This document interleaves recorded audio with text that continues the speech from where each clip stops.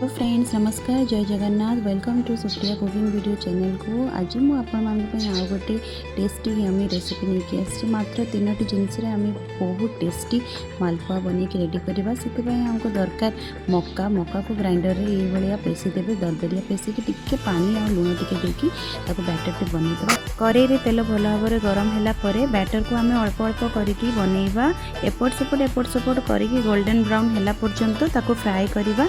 Then गोटे गोटे काढ़ी सारा पर आम एपटे आउ गोटे पैन रे चीनी सीरा बन के रखी चीनी सीरा आउ गोटे वीडियो अपलोड कर देछि आपण माने चैनल को जाके विजिट करदेवे।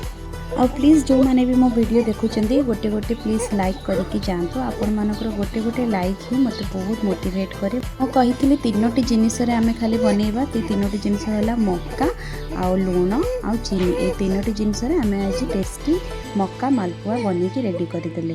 देखो मु मक्का रखी सारा पर मु चीनी सीरा पकेली मु चीनी सीरा टिके गुजराती आउ टिके केसर पकई टिके फ्लेवरटा आउ टिके भल करने आपण मैंने भी बन के खाँ बहुत टेस्ट लगे आ बहुत नरम भी होता टिके गार्निशिंग काजू पिस्ता पकई देती बहुत भल लगी देखा भी सुंदर अच्छी खाया भी बहुत टेस्टी थिला।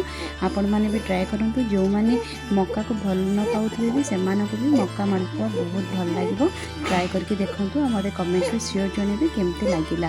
पुणी देखा नेक्स्ट वीडियो रे रही। नमस्कार जय जगन्नाथ बाय।